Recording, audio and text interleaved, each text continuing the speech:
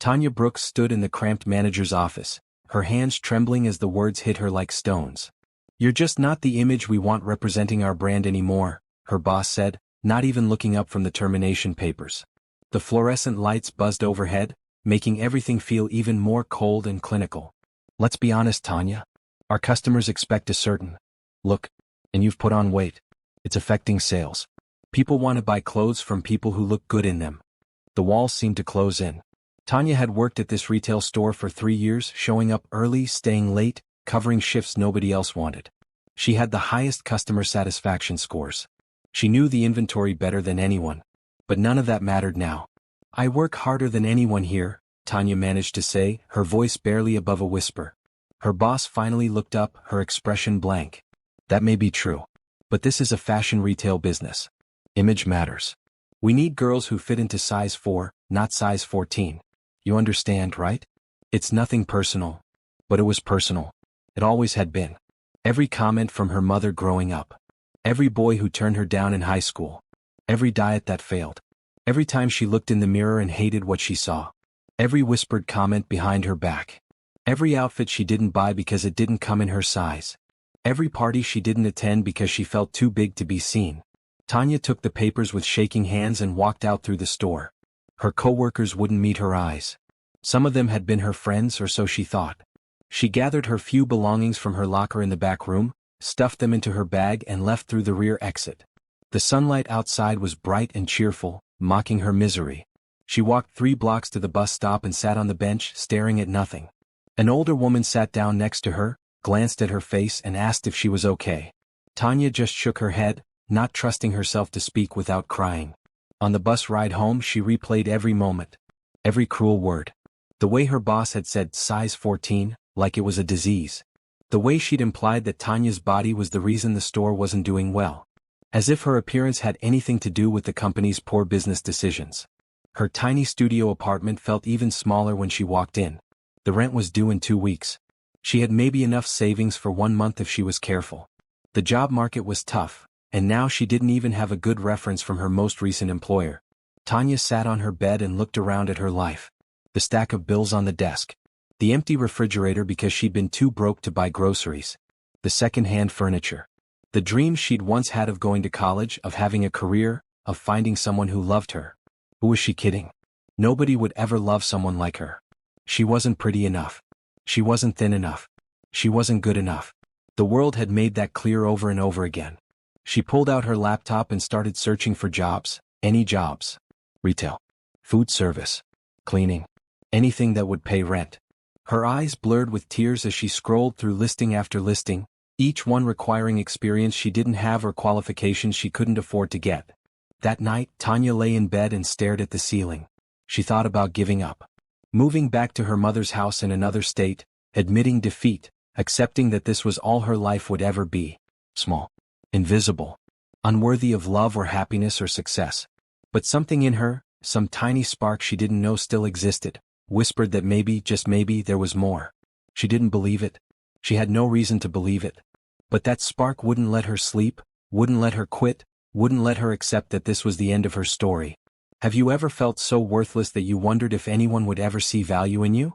Have you been told you weren't good enough so many times that you started to believe it? If Tanya's story touches your heart, please subscribe and share your thoughts in the comments. Your support means everything. The morning after losing her job, Tanya woke up with swollen eyes and a headache. She'd cried herself to sleep, something she promised herself she wouldn't do anymore after turning 25 last month. But the promises we make to ourselves are often the easiest to break. She dragged herself to the bathroom and looked in the mirror. Her brown skin was puffy around her eyes. Her natural hair needed to be washed and styled, but she couldn't find the energy. She was still wearing the red blouse and black pants she'd worn to work yesterday, having fallen asleep in her clothes.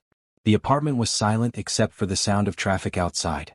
She made instant coffee, the cheap kind that tasted like water with a hint of bitterness, and sat at her small kitchen table with her laptop. Job hunting felt impossible. Every listing seemed to mock her. Dynamic self-starter wanted. Must be professional and polished. Customer-facing role requires excellent presentation. She knew what those words really meant. They meant thin.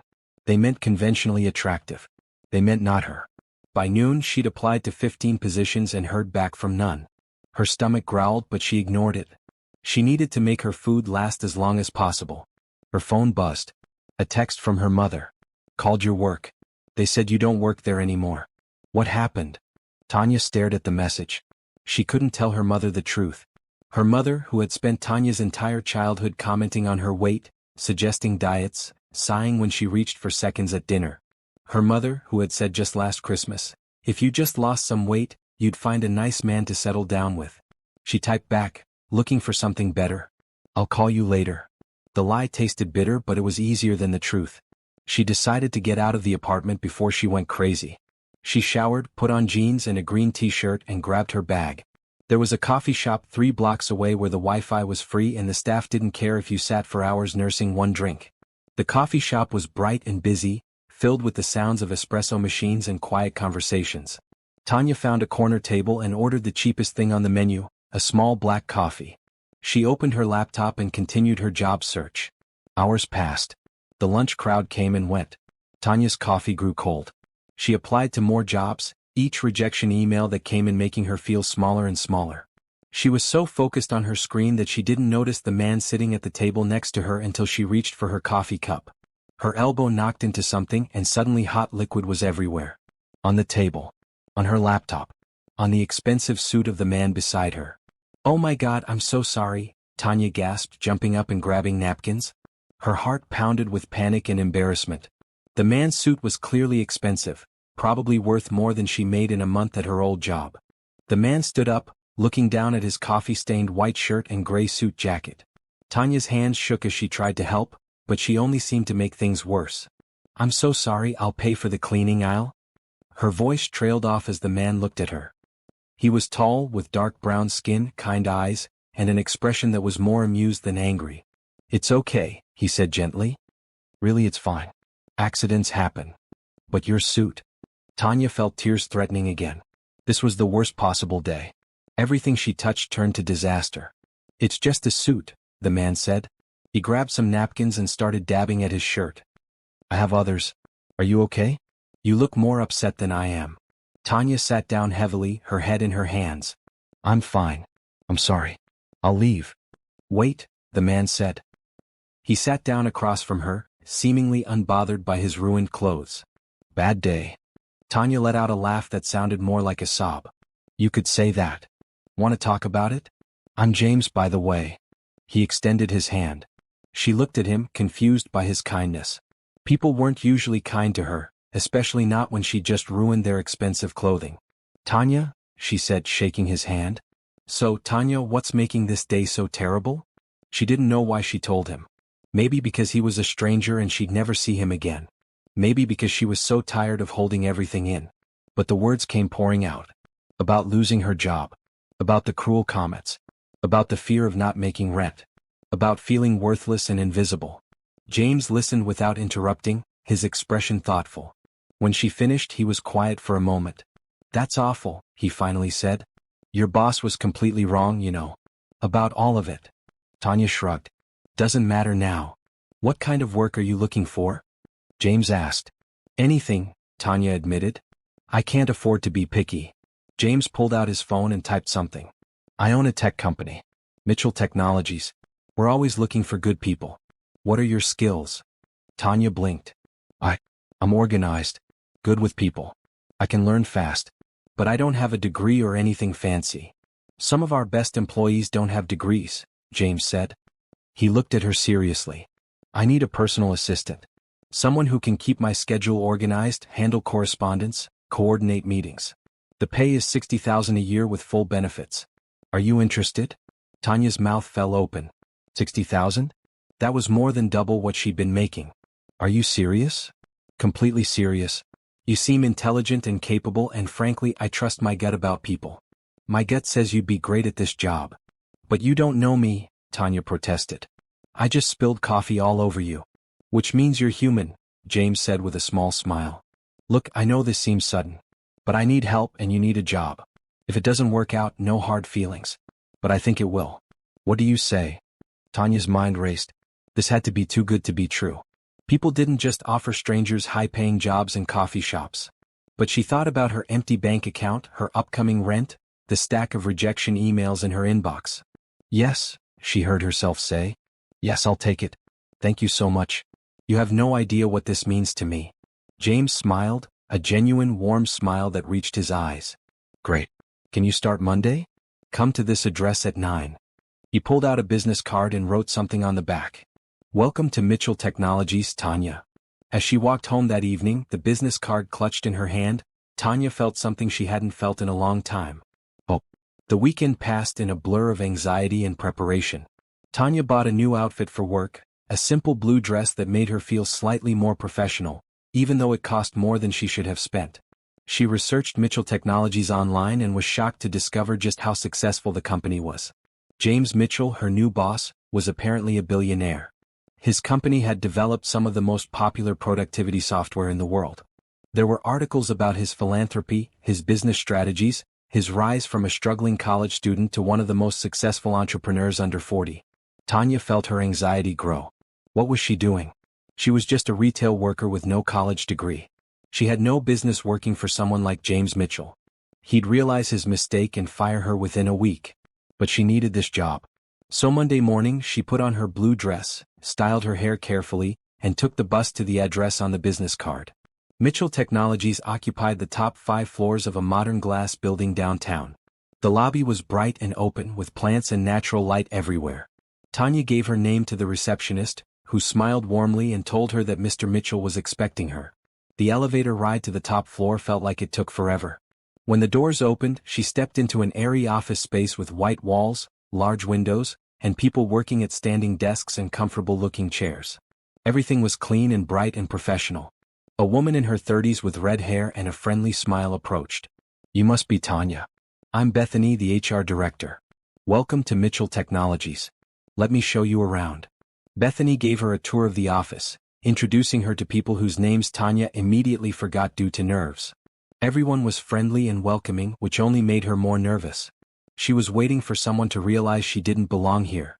Finally, Bethany brought her to a corner office with James's name on the door. She knocked and opened it without waiting for a response.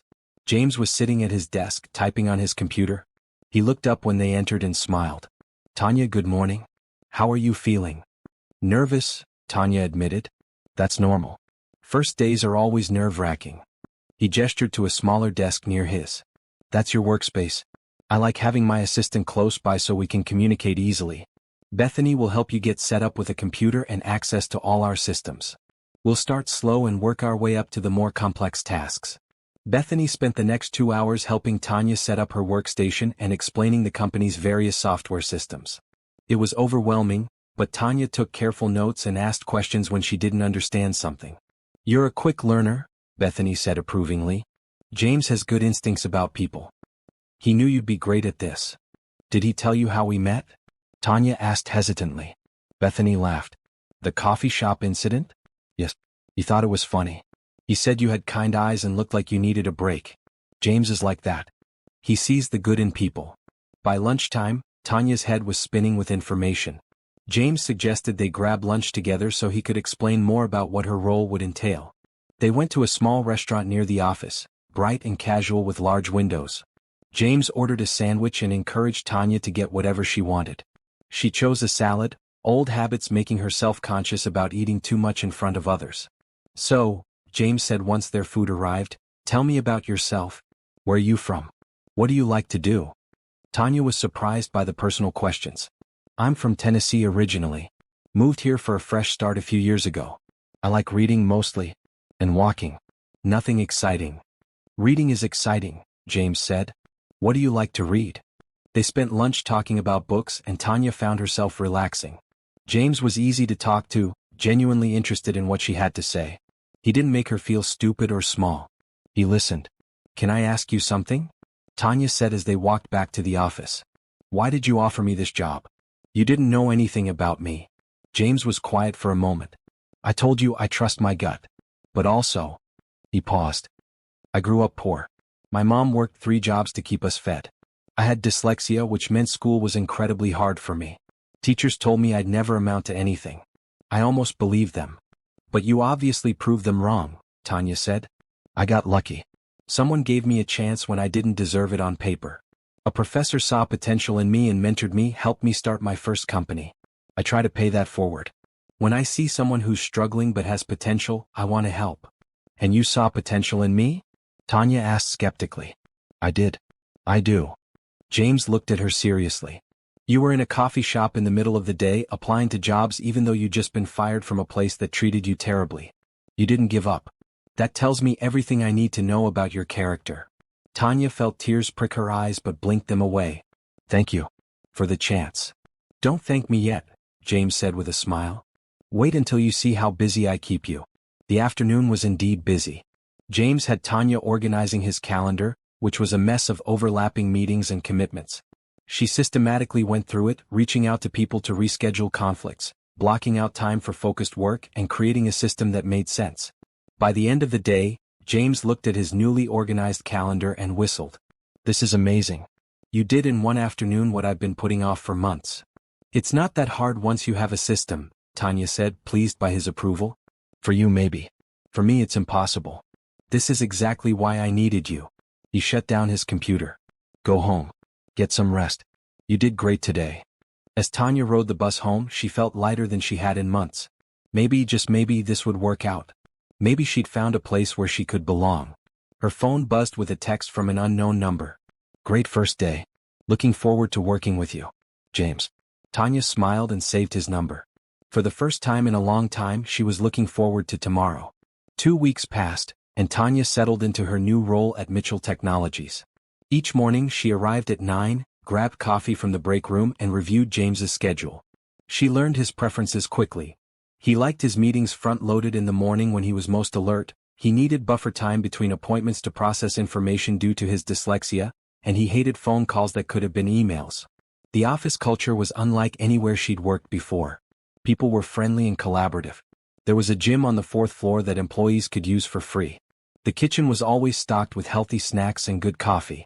Everyone seemed genuinely happy to be there. Bethany took Tanya under her wing, inviting her to lunch with other women from the office. They talked about work and life and everything in between, never once making Tanya feel like an outsider. It was refreshing and strange being part of a community. James was the best boss she'd ever had. He was patient when she made mistakes, encouraging when she succeeded, and treated her like a valued member of his team rather than just an assistant. He asked for her opinions on things and actually listened to her answers. One afternoon, James called her into his office. Close the door, please, he said. Tanya's stomach dropped. This was it. He'd realized his mistake and was going to let her go. She sat down, preparing herself for disappointment. I've been watching your work, James began, and Tanya braced herself. You're exceptional. You've reorganized my entire life in 2 weeks. But I think you're capable of more than just scheduling meetings. Tanya blinked. More? I want to send you to management training. There's a program for emerging leaders that I think would benefit you. It's a 6-week course online so you could do it alongside your regular work.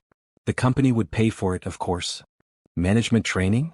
Tanya repeated, confused. But I just started here. And you're already exceeding expectations. I see leadership potential in you, Tanya. I want to invest in developing that potential. James leaned forward. You don't have to decide right now. Think about it. But I believe you could be running your own department here someday if you wanted. Tanya left his office in a daze. Management training. Leadership potential. Nobody had ever said things like that to her before. She'd always been the girl who was too fat, too quiet, too ordinary to matter. That evening she called her friend Nicole, one of the few people from her old life she still kept in touch with. He wants to send me to management training, Tanya said, still not quite believing it. That's amazing, Nicole said. Are you going to do it? I don't know. What if I'm not good at it? What if I fail? What if you succeed? Nicole countered. This guy clearly sees something in you, Tanya. Maybe it's time you started seeing it in yourself. After they hung up, Tanya sat with her laptop and looked up the management training program. The curriculum looked challenging but interesting. Leadership strategies, project management, team building. Could she really do this? Could she be more than just an assistant? The next morning she knocked on James's office door. I've thought about the training program, she said. I'd like to do it. Thank you for believing in me. James's smile was genuine and warm. I'm glad. You're going to be great at this. The training program started the following week. Tanya spent her evenings after work watching lectures and completing assignments. It was hard but satisfying. She learned about different leadership styles, how to motivate teams, how to manage projects effectively. James checked in with her regularly about her progress, offering encouragement and sharing his own experiences. He told her about the mistakes he'd made when starting his company, the lessons he'd learned the hard way. "Leadership isn't about being perfect," he said one day. "It's about being willing to learn and grow. You're doing that every day." One Friday afternoon, James invited Tanya to sit in on a meeting with his executive team. "I want you to see how we handle strategic planning," he explained. "Just observe. Take notes if you want." The meeting was fascinating. Watching James lead his team, asking thoughtful questions, building consensus, making decisions. Tanya took careful notes, absorbing everything. After the meeting, one of the executives, a woman named Patricia, stopped to talk to Tanya. "You're James's new assistant, right? I've heard good things. James says you're very talented." "He's been very kind," Tanya said. Patricia smiled. "James doesn't waste time on empty compliments. If he says you're talented, you are. Take advantage of this opportunity. Not everyone gets a mentor like him." That weekend, Tanya treated herself to something she rarely did. She bought new clothes that actually fit her instead of trying to squeeze into smaller sizes. She chose a beautiful maroon dress that made her feel confident and professional. When she looked in the mirror, she saw someone different than the woman who'd been fired from the retail store a month ago. She still had bad days when the old insecurities crept in. Days when she felt like an imposter in her own life. But those days were becoming less frequent. Monday morning, she wore the maroon dress to work. Bethany complimented her on it, and James did a double take when she walked into his office. "That's a great color on you," he said. Tanya felt herself blush. "Thank you." "I mean it," James said. "You should wear bright colors more often. They suit you." It was a small compliment, but it stayed with Tanya all day. When was the last time someone had complimented her appearance without it being backhanded? Without a, "but you'd look even better if," attached to it? That afternoon, James called her into his office again. "There's a tech conference next month in San Francisco. I usually attend, but this year I'm thinking of sending a representative instead. I want you to go." Tanya's eyes widened. "Me? To San Francisco? To represent the company? You'd be attending sessions, networking, learning about new technologies and trends. It would be good experience for you, and it would free me up to focus on some other projects." James looked at her seriously. "You'd be great at this, Tanya. But I need you to believe that too." Tanya took a deep breath. The old Tanya would have said no, would have made excuses, would have hidden from the opportunity. But she wasn't that person anymore. She was learning to be someone new. "Yes," she said. "I'll do it. Thank you for trusting me with this." "Always," James said with a smile that made her heart beat a little faster. As she walked back to her desk, Tanya realized something. She was happy. Actually, genuinely happy. And it had been so long since she'd felt that way that she'd almost forgotten what it felt like. The next few weeks were a whirlwind of preparation for the San Francisco conference. James made sure Tanya had everything she needed: a company credit card for expenses, a new laptop, business cards with her title printed on them. Technology liaison, they said, which sounded far more impressive than she felt. Bethany helped her prepare a professional wardrobe for the trip. "You need clothes that make you feel confident," Bethany said as they shopped during lunch one day. "Not clothes that make you feel like you're playing dress up." They found several outfits in bright colors: a green blazer with matching pants, a blue dress that was professional but stylish, a red blouse that made Tanya's brown skin glow. For the first time in her life, Tanya enjoyed shopping for clothes.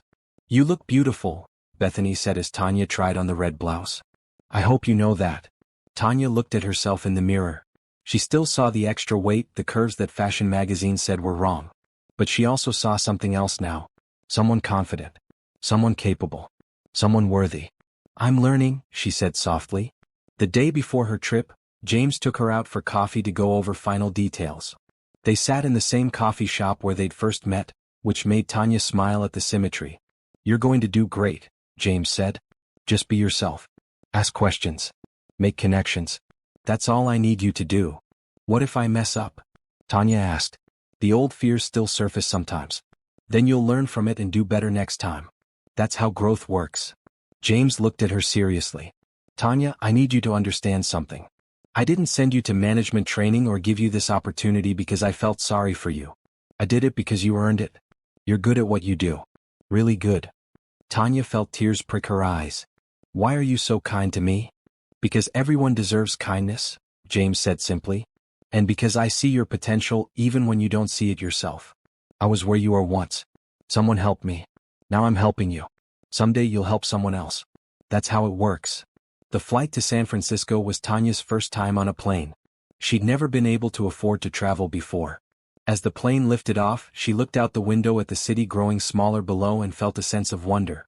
A month ago, she'd been fired from a retail job and couldn't pay rent. Now she was flying across the country to represent a tech company at a major conference. The conference itself was overwhelming at first. Thousands of people, dozens of sessions, endless networking opportunities. Tanya felt small and out of place surrounded by people who seemed so confident and knowledgeable. But she remembered what James had said. Be yourself. Ask questions. Make connections. She attended sessions on emerging technologies, taking detailed notes. She introduced herself to other attendees, learning about their companies and their challenges. She collected business cards and made genuine connections with people who were surprisingly welcoming once she got past her initial shyness. On the second day of the conference, she attended a panel discussion on the future of productivity software. One of the panelists mentioned a problem their company was facing, and Tanya found herself raising her hand. I work for Mitchell Technologies, she said when called on. We actually developed a solution for that exact issue. I'd be happy to connect you with our team. After the panel, several people approached her to ask about Mitchell Technologies solutions. Tanya exchanged contact information with them, promising to follow up when she returned to the office. That evening she called James to update him. I think I might have generated some leads, she said, trying to contain her excitement. That's fantastic, James said, and he sounded genuinely pleased. But more importantly, how are you doing? Are you enjoying yourself? I am, Tanya admitted. It's scary but exciting. I'm learning so much. Good. That's exactly what I hoped would happen. You're doing great, Tanya. After they hung up, Tanya sat in her hotel room and reflected on how much her life had changed. She thought about the woman she'd been a month ago, crying in her tiny apartment, convinced she was worthless. That woman felt like a stranger now. The final day of the conference, Tanya attended a workshop on leadership in tech. The facilitator talked about imposter syndrome and how common it was, especially for women and people of color in the industry. The feeling that you don't belong, that you're not good enough, that someone will discover you're a fraud, the facilitator said. Almost everyone feels this way at some point. But here's the thing. Your presence here means you've already proven yourself. You belong here as much as anyone else. Those words hit Tanya hard. She did belong here. She'd earned her place through hard work and determination and talent. On the flight home, Tanya reviewed her notes and the business cards she'd collected. She'd made genuine connections with people, learned about cutting-edge technologies and represented James and Mitchell Technologies well. She was proud of herself, which was a new and wonderful feeling. James picked her up from the airport, which surprised her. I could have taken a taxi, she said. I wanted to hear about your trip, James said. He carried her suitcase to his car, a simple sedan that seemed surprisingly modest for a billionaire. As they drove back to the city, Tanya told him everything. About the sessions she'd attended, the people she'd met, the leads she'd generated. James listened with genuine interest, asking thoughtful questions. You're a natural at this, he said. I knew you would be. I was terrified at first, Tanya admitted. But then I remembered what you said about being myself. And once I stopped trying to be someone I'm not, it got easier. That's one of the most important lessons you can learn, James said. Authenticity is more valuable than perfection. He dropped her off at her apartment building. As she was getting out of the car, he said, Tanya? I'm really proud of you. You should be proud of yourself too. That night, Tanya unpacked her suitcase and thought about James's words. She was proud of herself. For the first time in her life, she felt like she was becoming the person she was meant to be. Not despite her appearance or her background, but because of her determination and her growing confidence. Her phone buzzed with a text from Bethany. How was the trip? Want to grab lunch tomorrow and tell me everything? Tanya smiled and responded yes. She had friends now. She had a job she loved. She had people who believed in her.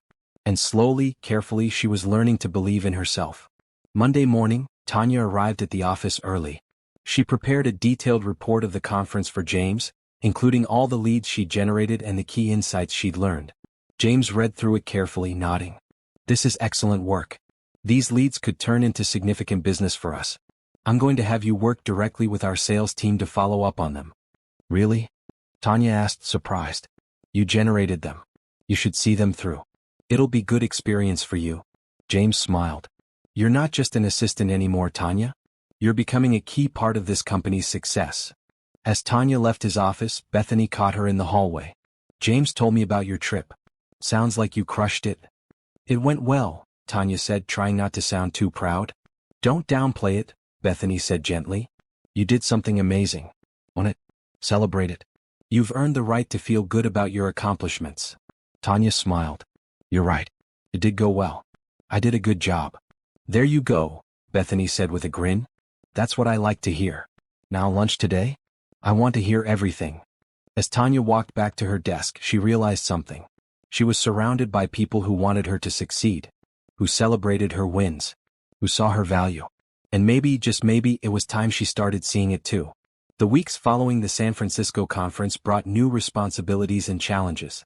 James assigned Tanya to work with the sales team on the leads she generated, which meant learning about the technical side of Mitchell Technologies' products. It was daunting at first, but James and the team were patient teachers. One evening, Tanya was working late, trying to understand a complex software feature she needed to explain to a potential client. She was hunched over her laptop, frustration building as she read the same paragraph for the 5th time. Still here? James's voice made her jump. She'd thought everyone had gone home. Just trying to understand this feature, Tanya admitted. I have a call with a potential client tomorrow, and I want to be prepared. James pulled up a chair next to her desk. Can I help? For the next hour, James walked her through the software, explaining it in simple terms that made sense. He was patient and encouraging, never making her feel stupid for not understanding something immediately. You're a really good teacher, Tanya said as things finally started to click. I had to learn how to teach myself, James said. Because of my dyslexia, traditional teaching methods never worked for me. I had to figure out different ways to learn. It made me better at explaining things to others. Can I ask you something personal? Tanya said hesitantly. Of course. You said teachers told you that you'd never succeed. How did you deal with that? How did you not believe them? James was quiet for a moment, his expression thoughtful. Honestly, sometimes I did believe them. There were nights I stayed up crying because I couldn't read what everyone else could, because I felt stupid and broken. But then I had a professor in college who sat me down and said something I never forgot. What did she say? He said, your brain works differently, not worse. Different isn't wrong. Different is just different. He helped me see my dyslexia not as a disability but as a different way of processing information. It made me more creative, more visual, better at seeing patterns others missed. James looked at Tanya. You've probably had people tell you that you're wrong somehow. Too heavy, not pretty enough, not smart enough. But they're wrong. You're not too anything. You're exactly who you're supposed to be. Tanya felt tears threatening. Sometimes it's hard to believe that. I know. It took me years to believe it about myself. But here's what I've learned. The people who tell you that you're not enough are usually projecting their own insecurities. It's not about you. It's about them. They sat in comfortable silence for a moment. Then James said, you know what? Let's get out of here. You've been working all day. Your brain needs a break. But the client call tomorrow? You're prepared enough. Trust me. Come on, I'll walk you out. As they rode the elevator down together, James said, have you eaten dinner? Not yet. I'll grab something at home. There's a great Thai place around the corner. Want to grab dinner together? My treat. Consider it a thank you for all the hard work you've been doing. Tanya hesitated. This felt different than their usual work interactions. More personal. But she was hungry, and the thought of eating alone in her apartment didn't appeal. Okay, that sounds nice. The restaurant was small and bright, with colorful decorations and the smell of spices in the air. They sat at a corner table and James ordered for both of them, choosing several dishes to share. I hope you don't mind that I ordered, James said. Everything here is good, but these are my favorites. I don't mind, Tanya said. She realized she felt comfortable with James in a way she rarely felt comfortable with anyone. Over dinner they talked about everything except work. James told her about growing up in a small town in Ohio, about his mother who worked as a nurse and sacrificed everything for him. Tanya told him about growing up in Tennessee, about her complicated relationship with her mother, about her dreams of going to college that had never materialized. It's not too late, James said. If you want to go to college, the company has a tuition assistance program. I'm 25, Tanya said. Isn't that too old? I didn't start my company until I was 27. There's no timeline for success, Tanya. You can start whenever you're ready. They talked long after their food was gone, about books and movies and places they wanted to travel. James was easy to talk to, genuinely interested in what she had to say. He made her laugh and she found herself sharing stories she rarely told anyone. When they finally left the restaurant, it was fully dark outside. James insisted on driving her home, even though she protested that it was out of his way. I want to make sure you get home safely, he said simply. As they pulled up to her apartment building, Tanya said, "Thank you. For dinner. For everything, really. You've changed my life in ways I can't even explain." James smiled. "You changed your own life, Tanya. I just gave you an opportunity. You're the one who ran with it." After he drove away, Tanya climbed the stairs to her apartment with a strange, fluttery feeling in her chest. She told herself it was just gratitude, just appreciation for a good boss. But deep down she knew it was something more. The next morning her client call went perfectly. She explained the software clearly and confidently, answering all their questions. By the end of the call, they were ready to move forward with a purchase. "You were amazing," James said when she told him the news. "See? I told you that you were prepared." As the weeks passed, Tanya and James fell into a comfortable rhythm. They worked well together, often staying late to tackle projects.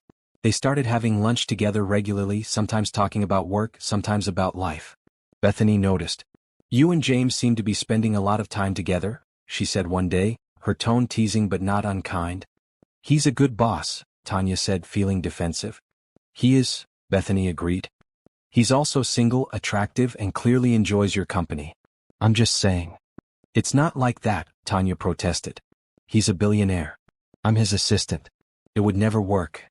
"Why not?" Bethany challenged. "Because of some imaginary rule? James doesn't care about things like social status. He cares about people who are genuine and kind. Which you are. I'm also." Tanya gestured at herself, at her body. "Beautiful?"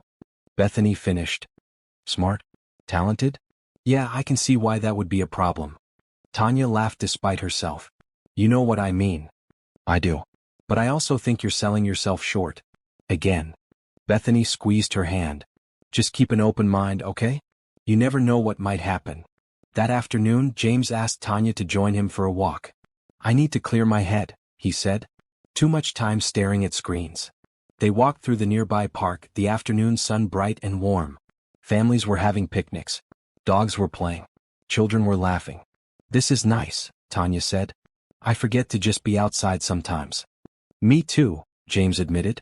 "I get so caught up in work that I forget there's a whole world out here." He was quiet for a moment, then said, "Can I tell you something?" "Of course. I really enjoy spending time with you. Not just as my assistant but as a person. You're one of the most genuine people I've ever met. You don't pretend to be something you're not. You're just yourself and that's refreshing." Tanya's heart was beating fast. "I enjoy spending time with you too." They walked in silence for a bit, the air between them charged with something unspoken. Finally, James said, "I should probably be professional and not say things like that to my employee." "Probably," Tanya agreed, trying to keep her voice light even though her emotions were swirling. "But I'm glad you did." James looked at her, his expression soft. "Yeah. Me too." They walked back to the office, neither of them saying much, but something had shifted between them. Something that felt both exciting and terrifying. Tanya tried to tell herself not to read too much into it, but her heart wasn't listening. That night she lay in bed and thought about James. About his kindness. His intelligence. The way he made her feel seen and valued. She told herself that nothing could happen between them. He was her boss.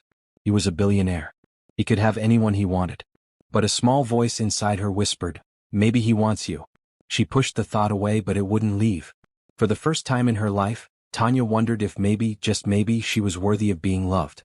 Not in spite of who she was, but because of it. The following Monday morning, James called Tanya into his office. She settled into the chair across from his desk, notepad ready for whatever he needed. "There's a charity gala next month," James began, pulling up an invitation on his computer. "It's for an organization that provides technology education to underserved communities. I'm on the board, so I need to attend." "What do you need me to do?" Tanya asked, already thinking about how to coordinate his schedule. "I need you to come with me. As my date." Tanya's pen slipped from her fingers. You're what? My date. To the gala. It's a formal event, very fancy. I usually go alone, but I'd really like you to come with me. James looked almost nervous, which was strange to see on someone usually so confident. If you want to, no pressure. But it would be nice to have someone to talk to during all the speeches. Tanya's mind was racing. A date? With James? To a fancy gala? I don't know if I have anything appropriate to wear to something like that. The company will cover it, James said quickly.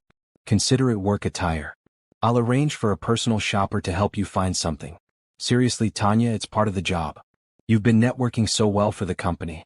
This is just another networking opportunity. But also, he paused. Also, I genuinely enjoy your company. If you're comfortable with that. How could she say no? He'd given her so much already. And if she was being honest with herself, she wanted to go. She wanted to spend an evening with James, even if it was just as colleagues. Okay. Yes. I'll go. James's smile was bright and genuine. Great. The gala is 3 weeks away. I'll have Bethany set you up with a personal shopper this week. 2 days later, Tanya found herself in an upscale boutique with a woman named Helena who had impeccable taste and a warm demeanor. Mr. Mitchell told me we're looking for something elegant and comfortable, Helena said. Tell me about your style. I don't really have a style, Tanya admitted. I usually just wear whatever fits. Helena's expression softened. Well, today we're going to find you something that not only fits but makes you feel amazing. What's your favorite color? Blue, Tanya said. And green. Bright colors. Perfect. Let's start there. Helena pulled several dresses and Tanya tried them on one by one. Some were too tight, some too loose, some just not right. Then Helena brought out a deep sapphire blue gown with a flowing skirt and elegant neckline. Try this one, she said. Tanya slipped into the dress and when she looked in the mirror, she gasped. The dress fit perfectly, hugging her curves in a way that felt flattering rather than constricting. The blue made her skin glow. She looked sophisticated, elegant, beautiful. That's the one, Helena said with satisfaction. You look stunning. Are you sure? Tanya turned, examining herself from different angles. It's not too much? It's perfect. Trust me, when Mr. Mitchell sees you in this, he's going to be speechless. Tanya blushed. It's not like that. It's just a work event. Helena gave her a knowing look but didn't say anything. They chose shoes and a simple necklace to complete the outfit, and Tanya left the boutique feeling both excited and terrified about the upcoming gala.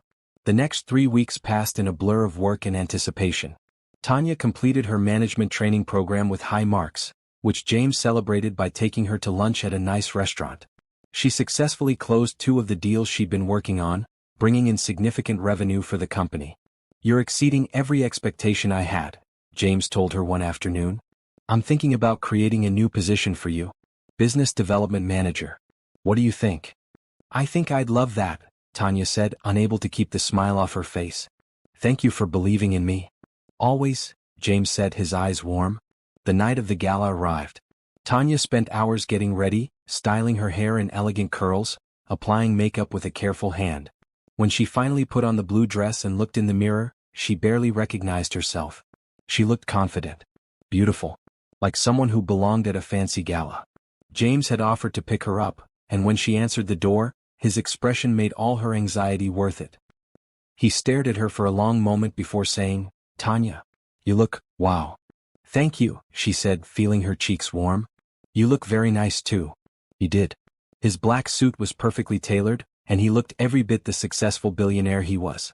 But his smile was the same one she saw every day at work, warm and genuine. The gala was held in a beautiful hotel ballroom with high ceilings and chandeliers. Everything was bright and elegant, from the white tablecloths to the floral centerpieces. Tanya felt out of place at first, surrounded by people in expensive clothes talking about philanthropy and business. But James stayed by her side, introducing her to people with genuine pride. This is Tanya Brooks, our business development manager, he'd say, and the title still felt surreal even though it was now official. People were friendly and welcoming. They asked Tanya about her work at Mitchell Technologies, and she found herself talking confidently about the company's initiatives and goals. Several people gave James knowing looks when he wasn't paying attention, as if they could see something he couldn't. During dinner, they sat at a table with other tech entrepreneurs and philanthropists. The conversation was interesting, and Tanya found herself enjoying the evening more than she'd expected. You're a natural at this, James whispered to her during one of the speeches. You fit right in. I'm just following your example, Tanya whispered back. Being myself like you taught me. After dinner there was dancing. Tanya had planned to sit it out, but James extended his hand. Dance with me? I'm not very good at dancing, she said. Neither am I. We'll figure it out together. They moved to the dance floor and James took her hand gently, placing his other hand on her waist. They swayed to the music, not particularly graceful but comfortable together. Thank you for coming tonight, James said quietly. Having you here made this actually enjoyable instead of just an obligation. Thank you for inviting me. For all of this. The dress, the training, the job, everything. Tanya looked up at him. You've given me so much. You've earned all of it, James said seriously. Every single thing. And honestly, Tanya, you've given me something too. You've reminded me why I started this company in the first place. To help people. To make a difference. Watching you grow and succeed has been one of the best parts of this year for me. They were standing very close and Tanya could feel her heart racing. For a moment she thought James might kiss her. But instead, he just smiled and continued dancing, and Tanya told herself she was relieved even though part of her was disappointed. Have you ever felt like you didn't deserve happiness? Like good things were meant for everyone except you? Tanya's learning that we all deserve love and success. If her story is touching your heart, please subscribe and share your thoughts in the comments below. As the evening wound down, James drove Tanya home. They were both quiet in the car, comfortable in the silence. Tonight was wonderful, Tanya said as they pulled up to her building. I had a really great time. Me too. Best gala I've ever attended. James paused, then said, Tanya, I need to tell you something. What? He opened his mouth, then closed it again.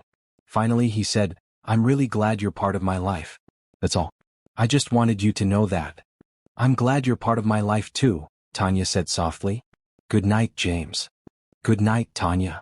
She climbed the stairs to her apartment, the blue dress swishing around her legs, and realized that somewhere along the way she'd fallen in love with James Mitchell. It was terrifying and exhilarating and completely unexpected. She didn't know what to do with these feelings, but she couldn't deny them anymore. That night, she lay in bed and replayed every moment of the evening. The way James had looked at her. The way he'd held her while they danced. The way he'd almost said something important in the car. Maybe, just maybe, he felt the same way. And maybe, just maybe, that was okay. 2 weeks after the gala, Tanya was having lunch with Bethany at a small cafe near the office when she heard a familiar laugh. She looked up and felt her stomach drop. Her former boss from the retail store was sitting 3 tables away with 2 of Tanya's old co-workers. Are you okay? Bethany asked, noticing Tanya's expression.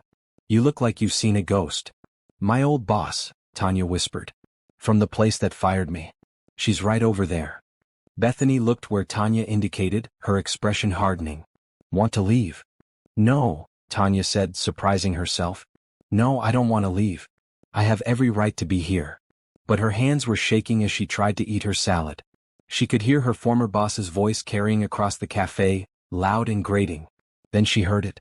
Her own name. Remember that girl Tanya who used to work for us? I heard she's working for some tech company now. Can you imagine? She probably lies about her qualifications. No way someone like her gets a real job based on merit. The words hit like a slap. Tanya felt all the old shame and hurt rushing back. She was about to stand up and leave when Bethany put a hand on her arm. Don't, Bethany said firmly. Don't let her win. You've worked incredibly hard. You've earned everything you have. Don't let her make you feel small again.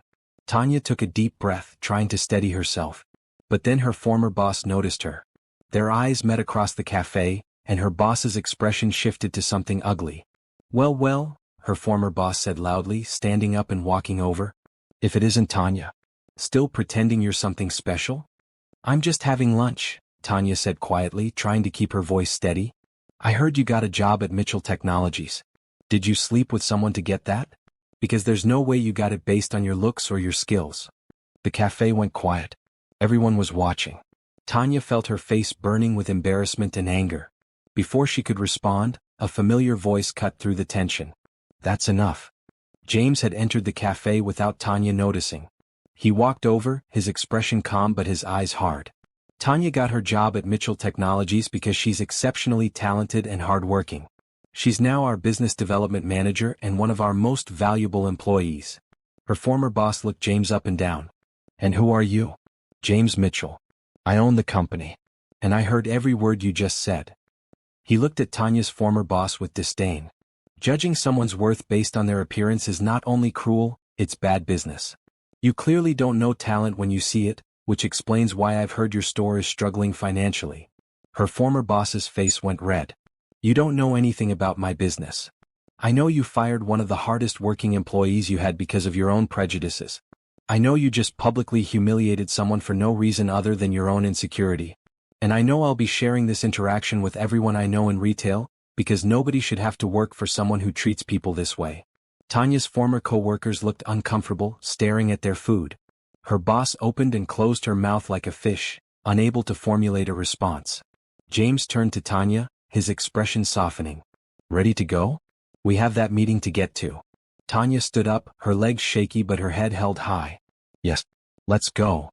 As they walked out, Bethany following close behind, Tanya heard her former boss mutter something, but she didn't care anymore. She'd faced her past and she'd come out on top. Outside the cafe, James stopped and looked at Tanya with concern. Are you okay? I'm sorry if I overstepped. I was picking up lunch and heard what she was saying and I couldn't let her talk to you that way. Thank you, Tanya said, her voice thick with emotion. Thank you for standing up for me. Always, James said firmly. Nobody gets to treat you like that. Not on my watch. They walked back to the office together, Bethany discreetly giving them space. Once they were alone in the elevator, James said, I meant what I said back there. You're one of our most valuable employees. Not because I feel sorry for you. Because you're genuinely talented and you work incredibly hard. I know, Tanya said, and she realized she really did know. She'd proven herself over the past few months. She'd earned her place at Mitchell Technologies. But it still helps to hear it. Especially from you. Tanya, James said softly, I need to tell you something. I've been trying to find the right time, but I don't think there is a right time, so I'm just going to say it. The elevator dinged, arriving at their floor. The doors opened, but neither of them moved. What is it? Tanya asked, her heart pounding. James ran a hand through his hair, looking uncharacteristically nervous. I have feelings for you. Real feelings. Not as my employee but as a person I care about deeply. I've been trying to be professional and not cross any lines, but seeing that woman treat you that way, I realized I can't keep pretending I don't feel this way. Tanya stared at him, unable to believe what she was hearing. You have feelings for me? Yes. And I understand if you don't feel the same way or if this makes you uncomfortable. I won't let it affect your job, I promise. But I needed to be honest with you.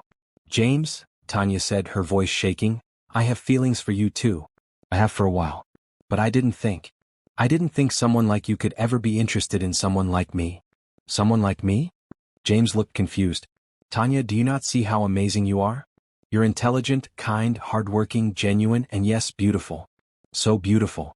I've thought so since the moment you spilled coffee on me in that coffee shop. Tanya felt tears streaming down her face, but they were happy tears. I've spent my whole life being told I wasn't good enough. That I was too fat to be loved. Too ordinary to matter. And then you came into my life and made me feel like I was worth something. You are worth something, James said intensely. You're worth everything. And I know I'm your boss and this is complicated, but I can't help how I feel. I'm in love with you, Tanya Brooks. I have been for months. The elevator doors started to close, and James quickly hit the button to keep them open. They both laughed, the tension breaking slightly. I'm in love with you too, Tanya whispered. I'm terrified, but I'm in love with you. James stepped closer, his hand gently cupping her face. Can I kiss you? Tanya nodded, not trusting herself to speak. James leaned in slowly, giving her every chance to pull away. But she didn't want to pull away. She wanted this more than she'd ever wanted anything. When his lips met hers, it was gentle and sweet and perfect.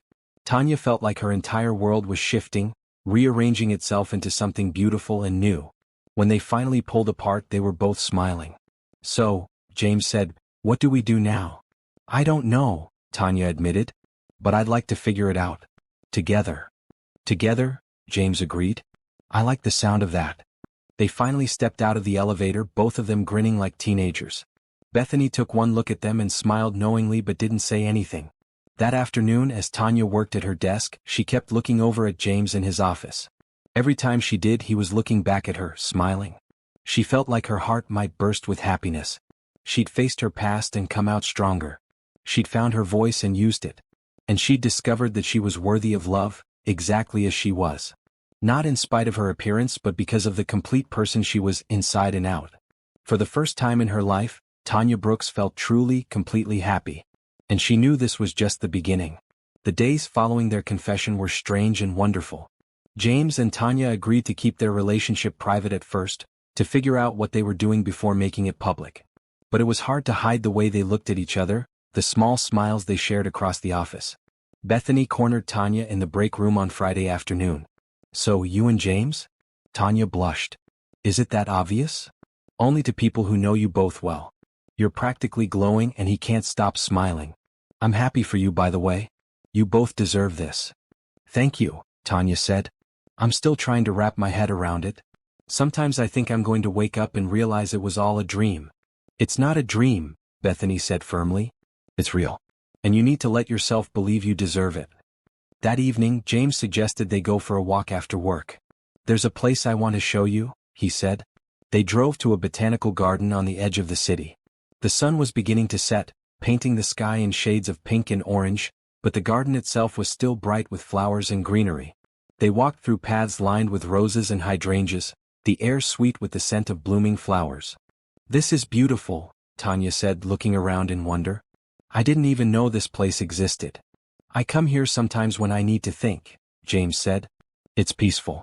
And I wanted to bring you here because I need to tell you something important." They sat down on a bench surrounded by blue and purple flowers. James took Tanya's hand in his and she could feel his nervousness. "I've been thinking about what I said the other day," James began. "About being in love with you. And I want to make sure you understand exactly what I mean." "Okay," Tanya said, her heart beating fast. "I don't just care about you because you're a good employee or because I feel sorry for you or anything like that. I care about you because of who you are as a person. You're kind and smart and funny. You work harder than anyone I know. You see the good in people. You make me want to be better." James paused, gathering his thoughts. "When I'm with you, I feel like I can be completely myself. I don't have to pretend or put on a show. I can just be James, not the CEO or the billionaire or whatever else people see when they look at me." Tanya felt tears welling up. "You make me feel the same way. Like I don't have to hide or be ashamed of who I am." "You should never feel ashamed," James said fiercely. "You're perfect exactly as you are. And I know the world has told you otherwise. I know people have been cruel and dismissive. But they're wrong. So wrong. You're beautiful, Tanya. Inside and out. And I see you. All of you. And I love what I see." "I'm scared," Tanya admitted. "What if this doesn't work? What if people judge us? What if I'm not good enough for your world?" "There is no my world," James said. "There's just the world and we're both in it together. And yes, some people might judge us. Some people might have opinions. But I don't care about them. I care about you. About us." He squeezed her hand. "I've spent my whole life building a company and making money and achieving success. But none of it means anything if I don't have someone to share it with.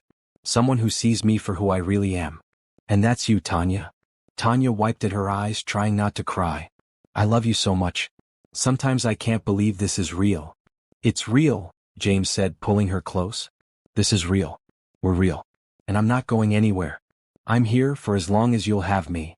They sat in the garden as the sun set, holding each other, talking about their hopes and fears.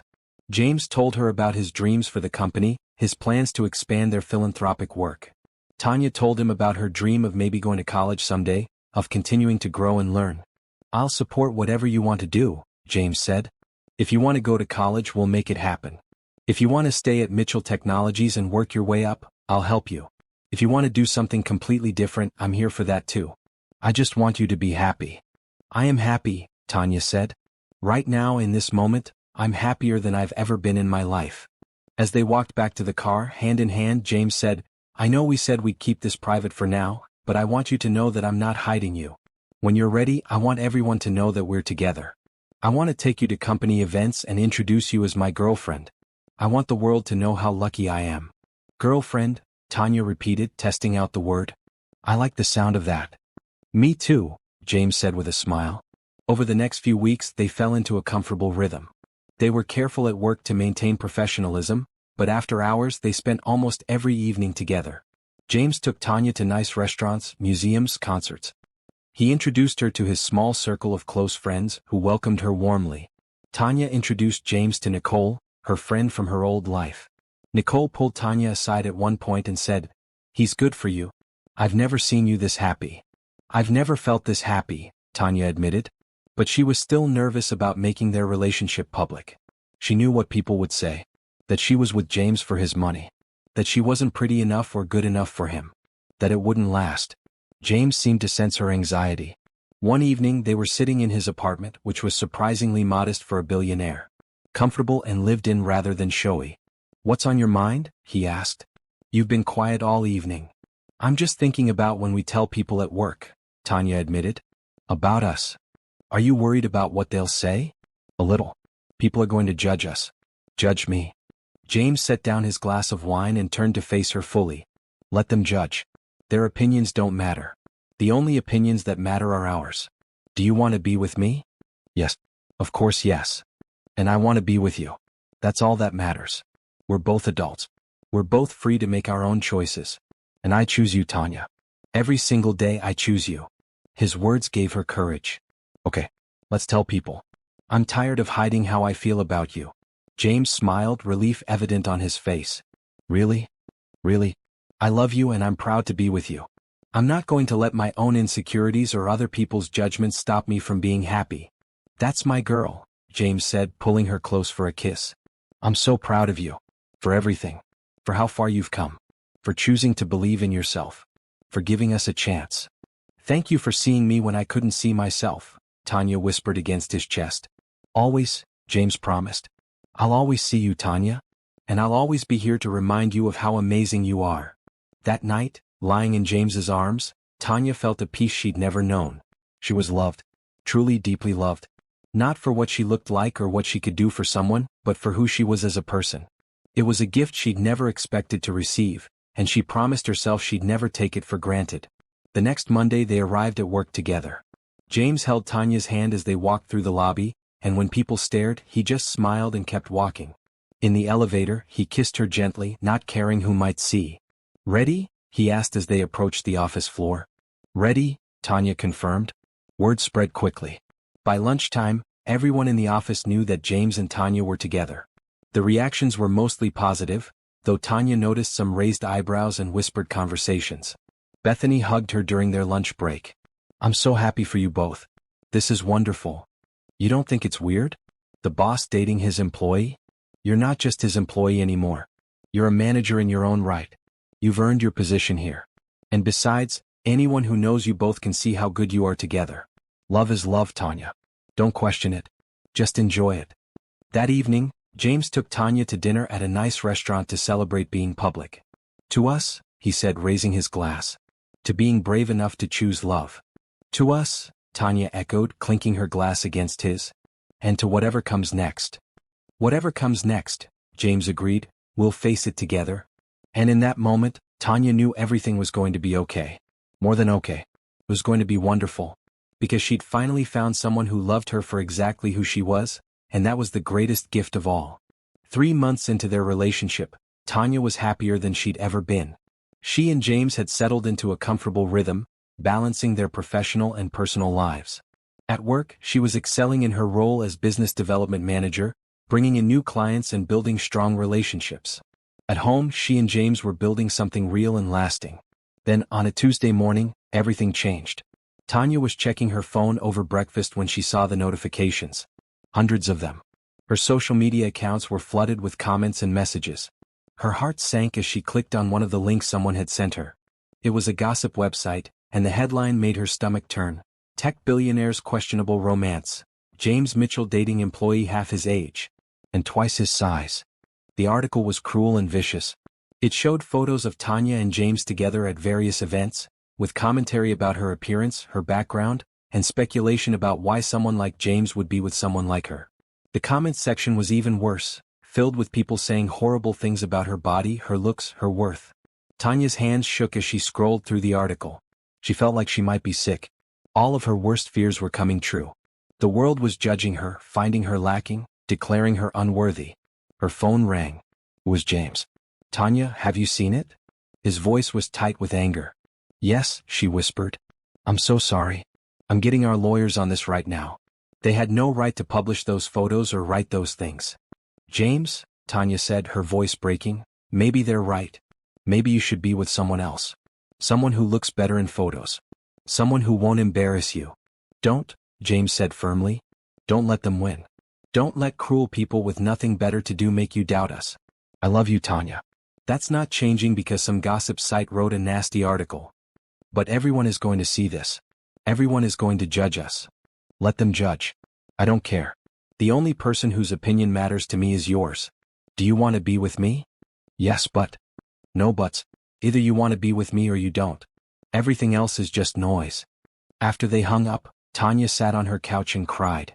She cried for the girl she used to be who believed she was worthless. She cried for the woman she was trying to become, who was learning to love herself. And she cried because the world was cruel, and sometimes love wasn't enough to shield you from that cruelty. Her phone buzzed with a text from Bethany. Don't read the comments. They're trolls who have nothing better to do. You're amazing and we all love you. More texts came in. From Nicole. From other co-workers. From friends she'd made over the past months. All of them offering support and love. All of them telling her not to let the gossip get to her. When she finally went to work that afternoon, she was nervous about what people would say. But everyone was kind and supportive. Several people went out of their way to tell her that the article was garbage and that she and James were great together. James called her into his office. I've drafted a statement, he said. I want to release it to the press. But I need your permission first. He showed her what he'd written. It was a powerful condemnation of body shaming and media cruelty, a defense of their relationship, and a declaration of his love for her. It was beautiful and brave and exactly what she needed to hear. You don't have to do this, Tanya said. It might make things worse. I do have to do this. Because staying silent is the same as agreeing with them. And I don't agree. Not even a little bit. James took her hands. You are beautiful and worthy and deserving of love. And I'm not going to let anyone say otherwise without challenging them. Okay, Tanya said. Release the statement. James did, and then he went a step further. He announced that Mitchell Technologies was launching a new initiative focused on body positivity and combating discrimination based on appearance. The company would partner with organizations working to promote body acceptance and would implement policies to ensure their workplace was inclusive and welcoming to people of all sizes and appearances. I should have done this years ago, James told Tanya. But meeting you made me realize how important it is. Nobody should feel the way you felt when I met you. Nobody should be told they're not good enough because of how they look. The response to James's statement was mixed. Some people applauded him for standing up against body shaming. Others criticized him or made more cruel comments. But slowly the tide began to turn. More people started speaking up in support of Tanya and James. Body positivity advocates praised James's new initiative. Some media outlets even apologized for the way they'd covered the story. Through it all, Tanya was learning a difficult but important lesson. She couldn't control what other people thought or said about her. She could only control how she responded to it.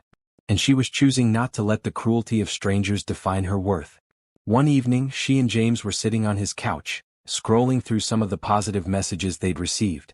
A woman had written about how seeing Tanya and James together gave her hope that she could find love too, despite not fitting society's beauty standards. A teenage girl wrote about how the body positivity initiative was giving her courage to love herself. Look at this, Tanya said, showing James the messages. We're making a difference. You're making a difference, James corrected. By being brave enough to live your life authentically.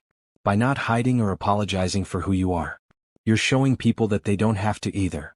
I'm not that brave, Tanya said. I'm still scared sometimes. Bravery isn't the absence of fear. It's doing the right thing even when you're scared. And you do that every single day. Tanya leaned her head on James's shoulder. What if this never stops? What if people always judge us? Then they judge us. We'll deal with it together. But I'm not giving you up because of what other people think. You're the best thing that's ever happened to me, Tanya. And I'm not letting you go. A few weeks later, James surprised her by taking her to a conference for the new Body Positivity Initiative. She was nervous about attending, worried about being in front of so many people after all the negative publicity.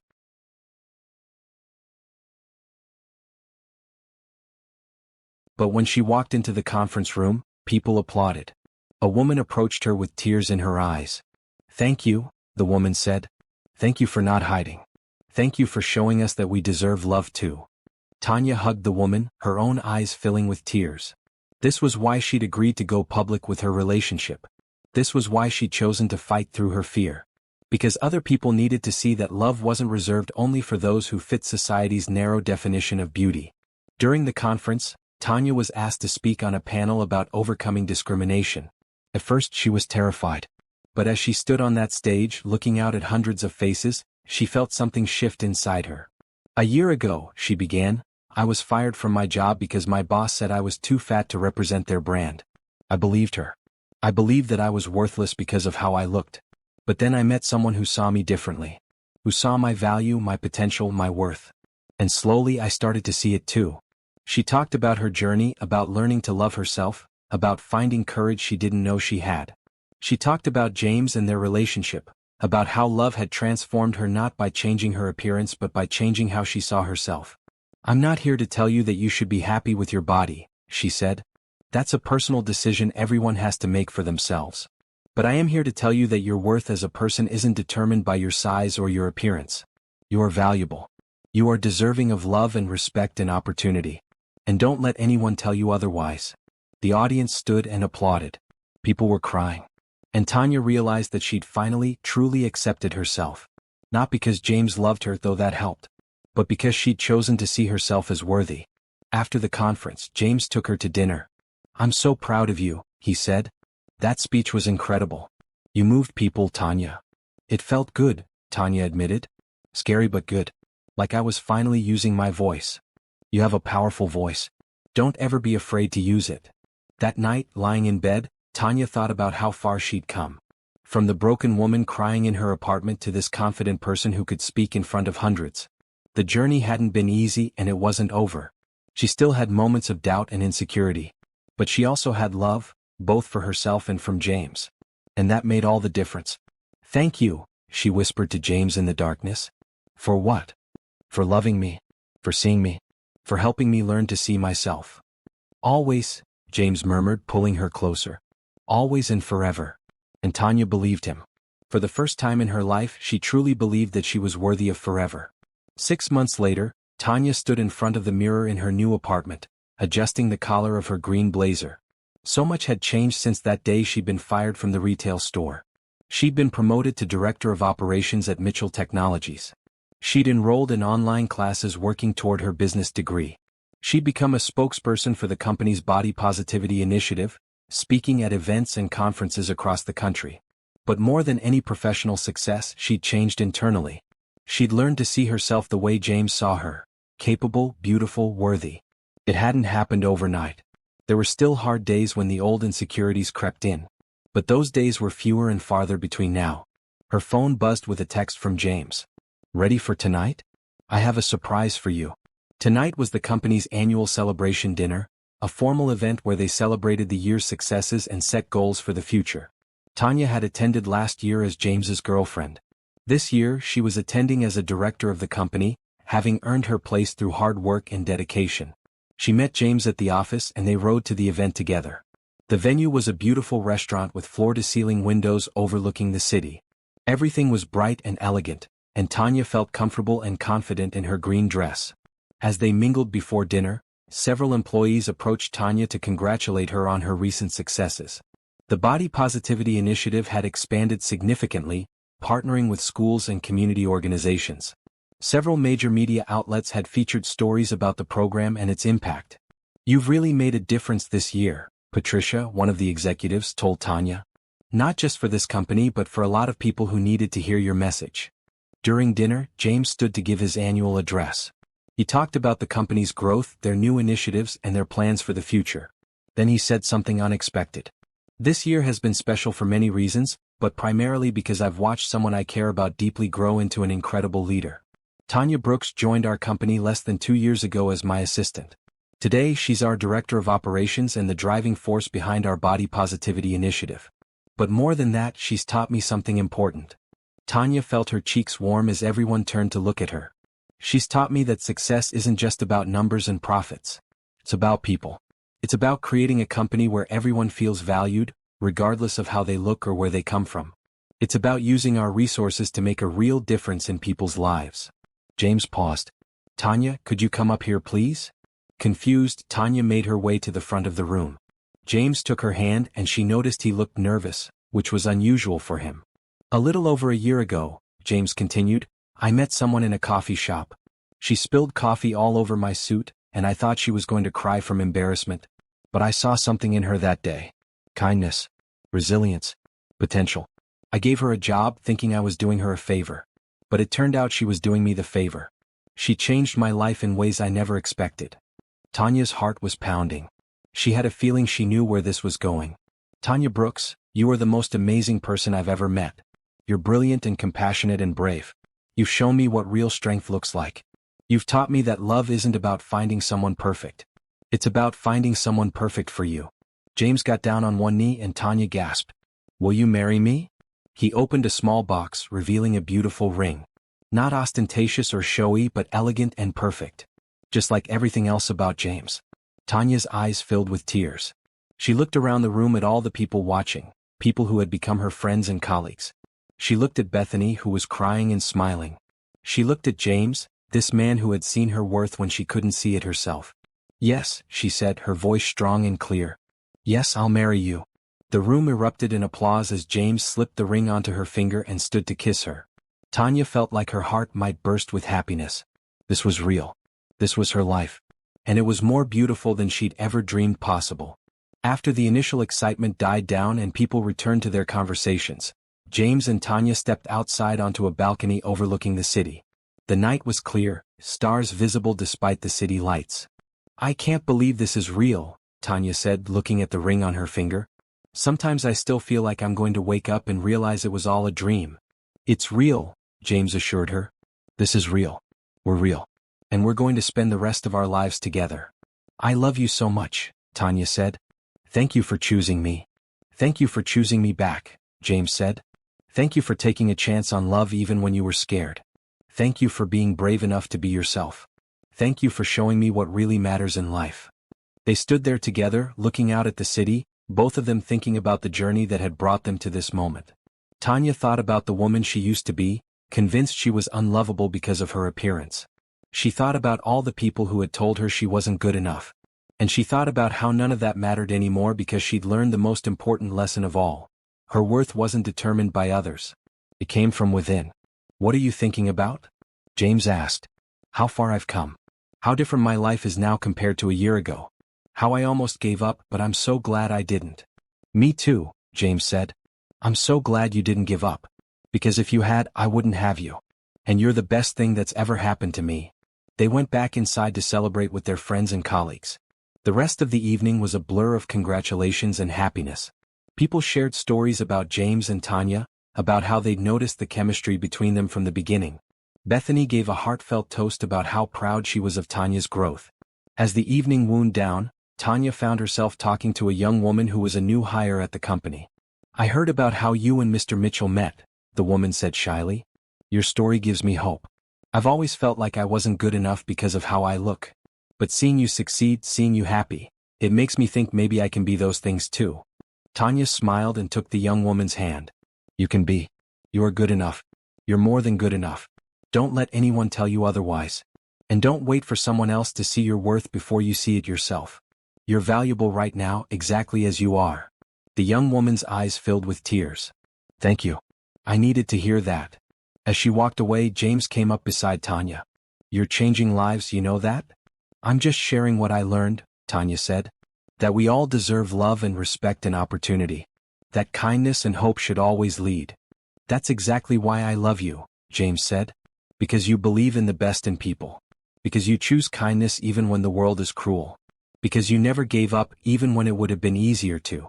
Later that night, in James's car driving home, Tanya reflected on her journey. She thought about the retail store manager who had fired her, and instead of feeling angry, she felt grateful. Because if that hadn't happened, she never would have been in that coffee shop. She never would have spilled coffee on James. Her whole life would be different. Do you ever wonder what your life would be like if we hadn't met? Tanya asked James. All the time, James admitted. And I always conclude that it would be much emptier and far less interesting. You've brought color and joy into my world, Tanya. You've made me remember why I started this company in the first place. To help people. To make a difference. We're making a difference together, Tanya said. That's what makes it special. 3 months later, They were married in a small ceremony surrounded by close friends and family. Tanya wore a beautiful red dress that made her feel like a princess. Her mother was there, and for once she didn't make any comments about Tanya's weight. Instead, she hugged her daughter and said, "I'm proud of you. For everything you've accomplished. For the woman you've become." It wasn't a grand apology for years of hurtful comments, but it was a start. And Tanya chose to accept it with grace, understanding that healing takes time. Nicole was her maid of honor, and Bethany stood beside her too. James's small group of close friends stood with him. The ceremony was simple and heartfelt, focused on love and commitment rather than extravagance. When the officiant asked if they had anything they wanted to say to each other, James spoke first. "Tanya, when I met you, I thought I was just offering you a job. But you gave me so much more. You gave me purpose and perspective and love. You taught me that true beauty comes from within, from kindness and strength and authenticity. You are the most beautiful person I know, inside and out. I promise to spend every day showing you how much you mean to me. I promise to support your dreams and celebrate your successes. I promise to remind you of your worth whenever you forget it. And I promise to love you, exactly as you are, for the rest of my life." Tanya was crying by the time he finished. She took a deep breath and spoke through her tears. "James, you saw me when I was invisible. You believed in me when I didn't believe in myself. You loved me when I thought I was unlovable. You didn't try to change me or fix me. You just loved me completely and unconditionally. You gave me the courage to become the person I was always meant to be. I promise to love you with that same completeness. I promise to be your partner in every sense of the word. I promise to build a life with you based on kindness, hope, and love. Because you taught me that those things should always lead. I love you and I can't wait to spend forever with you." When they kissed, everyone applauded. And as Tanya looked around at all the smiling faces, she realized something. She'd found her happy ending. Not because a billionaire had swept her off her feet, though that was part of it. But because she'd learned to love herself. Because she'd chosen to believe she was worthy of happiness. Because she'd been brave enough to accept love when it was offered. At the reception, which was bright and cheerful with flowers everywhere and music playing, Tanya and James danced together while their friends and family watched. "How does it feel?" James asked. "Being Mrs. Mitchell?" "It feels right," Tanya said. "It feels like coming home." "That's exactly what you are to me," James said. "Home." Later, Bethany pulled Tanya aside. "I'm so happy for you. You deserve every bit of this happiness." "Thank you," Tanya said. "For being such a good friend. For supporting me from the beginning." "Are you kidding? Watching your journey has been one of the highlights of working at Mitchell Technologies. You've grown so much, Tanya. You should be proud." "I am," Tanya said, and she meant it. "I'm proud of who I've become." As the evening wore on and the celebration continued, Tanya found herself standing alone for a moment, looking at everyone she loved gathered in one place. She thought about the woman she'd been when this story started. Broken. Defeated. Convinced she was worthless. And she thought about the woman she was now. Strong. Confident. Loved and loving. A director at a successful company. A wife to an amazing man. A voice for people who needed to hear that they were worthy. The journey from there to here hadn't been easy. There had been tears and fears and moments of doubt. But she'd made it. She'd survived and thrived. And she'd learned the most important lesson of all, that she was always worthy of love. She just needed to believe it. James came up behind her and wrapped his arms around her waist. "What are you thinking about?"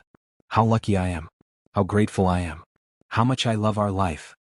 "I love our life too," James said. "And I love you. Today, tomorrow, and always." "Always," Tanya echoed, leaning back against him. As they stood there together, surrounded by love and light and happiness, Tanya knew that this was just the beginning of their story. There would be challenges ahead, difficulties to face, obstacles to overcome. But they would face them together, with kindness and hope and love leading the way. Because in the end, that's what mattered most. Not money or success or appearance, but love. Real, genuine, unconditional love. The kind that sees you for who you really are and loves you because of it, not in spite of it. And Tanya Brooks, now Tanya Mitchell, had found that love. Not because a billionaire had rescued her, but because she'd rescued herself. She'd learned to see her own worth, and that had made all the difference.